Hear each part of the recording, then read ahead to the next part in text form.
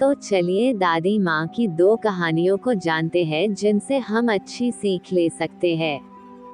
किसी गांव में साईराम नाम का एक साधु रहा करता था। बड़ा ही भला आदमी था। अपने साथ बुराई करने वालों के साथ भी वो हमेशा भलाई ही करता था। गांव के किनारे एक छोटी सी कुटिया में अकेला ही रहता, अपने घर आने वालों की खूब खातिरदारी करता, ध्यान रखता और अच्छा अच्छा खाना खिलाता था। गर्मियों के दिन थे, खूब गर्मी पड़ रही थी और लू चल रही थी। एक आदमी दोपहर में कहीं जा रहा था, लेकिन ज्यादा गर्मी होने और लू लगने से वह साईराम की कुटिया के बाहर ही बेहोश होकर गिर पड़ा। साईराम ने जैसे ही देखा कि उसकी कुटिया के बाहर कोई बेहोश पड़ा है तो वो उसे तुरंत अंदर ले गया और उसकी सेवा में लग गया। पानी पिलाया, सर पर गीला कपड़ा रखा और हाथ के पंखे से काफी देर तक हवा की, तब जाकर उसे होश आया। होश आने पर उस आदमी ने साईराम से कहा कि मैं बहुत भूखा हूँ, कृपया करके कुछ खाने को दे दीजिए। साईराम ने कहा, ठीक है, मुझे थोड़ा सा समय दीजिए। कुछ ही मिनट में साईराम ने बहुत बढ़िया बढ़िया ताजे पकवान खाने के लिए परोस दिए। उसने ताबड़तोड़ खाना खाया और फटाफट सारे पर पकवान चट कर गया। वो आदमी एक चोर था जो दोपहर में सुनसान देखकर चोरी करने के लिए निकला था।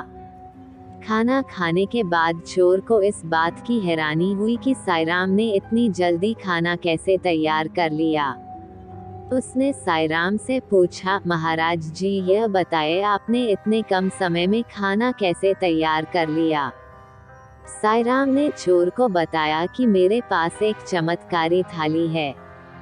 इस थाली की मदद से मैं पल भर में जो भी जी चाहे खाने के लिए बना सकता हूँ। चोर ने हैरान होकर पूछा, क्या आप मुझे वह थाली दिखा सकते हैं? मैं ये सब अपनी आंखों से देखना चाहता हूँ। साईराम अंदर गया, एक थाली लाकर चोर के आगे रखी और कहा, मुझे केले चाहिए।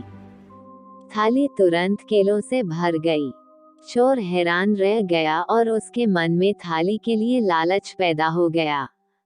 उसने साधु से पूछा, मान्यवर, क्या मैं आज रात आपकी कुटिया में रुक सकता हूँ? साधु एकदम से राजी हो गया। जब साधु गहरी नींद में सो रहा था तो चोर ने थाली उठाई और वहां से चंपत हो गया। थाली चुराकर चोर सोच रहा था कि अब तो मेरी मौज ही मौज है, जो भी जी चाहे थाली से मांग लूंगा। उसने थाली अपने घर में रखी और थाली से कहा, मुझे टंगड़ी कबाब चाहिए। मगर थाली में कुछ नहीं आया। फिर उसने कहा, मुझे मलाई चाप चाहिए। थाली अभी खाली थी। चोर ने कहा, सेब ला के दो। थाली में फिर भी कुछ नहीं आया।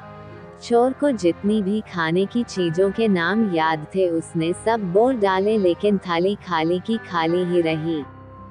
चोर तुरंत भागता हुआ थाली लेकर साधु के पास गया और बोला, महात्मा, भूल से मैं आपका बर्तन अपने साथ ले गया।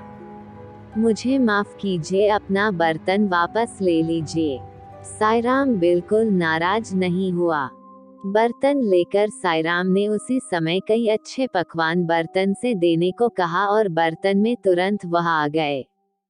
साईराम ने चोर को एक बार फिर बढ़िया खाना खिलाया।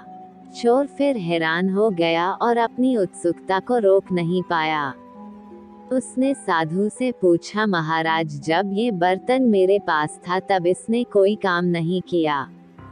मैंने इससे बहुत सारे पकवान मांगे मगर इसने मुझे कुछ नहीं दिया। साधु ने कहा, भाई देखो, जब तक मैं जिंदा हूँ तब तक ये बर्तन किसी और के काम नहीं आ सकता। मेरे मरने के बाद ही कोई और इसे उपयोग कर पाएगा। बर्तन के चमत्कार का भेद पाकर चोर मन ही मन बहुत खुश हुआ। सोच रहा था कि अब तो मैं इस महात्मा का खात्मा करके बर्तन का फायदा उठाऊंगा। अगले दिन चोर फिर साधु के घर आया और साथ में घर से खीर बनाकर लाया। वह बोला, महाराज, आपने मेरी इतनी सेवा की है, मुझे 2 बार बहुत लाजवाब स्वादिष्ट पकवान खिलाए हैं, इसलिए मैं भी आपकी कुछ सेवा करना चाहता हूँ। मैं आपके लिए खीर लाया हूँ, कृपया आप स्वीकार कर लीजिए। साधु ने बिना किसी संकोच के चोर की दी हुई खीर खाए और चोर को धन्यवाद किया। कहा, तुम्हारी खीर बहुत ही स्वादिष्ट बनी है। चोर खीर में जहर मिलाकर लाया था। खीर खिलाकर चोर वापस अपने घर चला गया। रात होने पर वापस साधु की कुटिया में आया, थाली को फिर से चुराने के लिए। उसे पक्का यकीन था कि जहर से अब तक तो साधु का काम तमाम हो चुका होगा। चोर जैसे ही थाली की ओर बढ़ा तो उसे किसी चीज से ठोकर लगी। आवाज सुनकर साईराम ने आंखें खोली और उठकर चारपाई पर बैठ गया। बोला, कौन है भाई? चोर की हैरानी का तो ठिकाना ही नहीं रहा। वो बड़ी हैरानी से बोला, महाराज आप अभी तक जीवित हैं। साधु बोला, क्यों भाई, तुमने ये कैसे सोच लिया कि मैं जीवित नहीं हूँ? चोर ने कहा, मैंने दोपहर में आपको जो खीर खिलाई थी उसमें बहुत तेज जहर मिला हुआ था। मैं तो यही सोच रहा था कि जहर के असर से आप मर चुके होंगे। साधु ने कहा, देखो भाई, मैं निस्वार्थ भाव से लोगों की खूब सेवा करता हूँ और सच्ची निष्ठा से भगवान का जप भी करता हूँ, साथ ही योगाभ्यास भी करता हूँ। इसलिए मुझे यह आशीर्वाद प्राप्त है कि कितना भी तेज जहर क्यों ना हो, मैं उसे आसानी से पचा सकता हूँ। किसी भी जहर का मुझ पर कोई असर नहीं होगा। चोर ने निराश होकर कहा, महाराज मैं तो आपको मारकर आपके पतीले का लाभ लेना चाहता था, लेकिन मेरी यह इच्छा पूरी नहीं हुई। संत ने कहा, भाई मैं इसमें क्या कर सकता हूँ, तुम्हारी किस्मत ही अच्छी नहीं है। बोलो, अगर भूख लगी हो तो खाने का प्रबंध करूँ।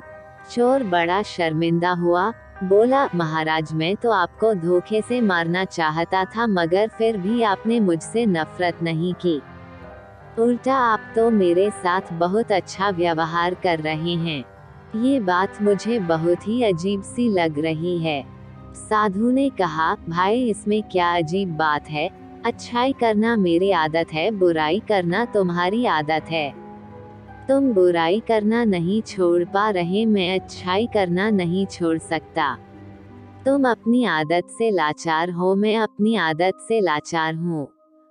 कहानी से शिक्षा। इस कहानी से यही शिक्षा मिलती है कि हमारी परिस्थितियाँ चाहे जैसी भी हो, लेकिन कभी अपनी अच्छाई का मार्ग नहीं छोड़ना चाहिए।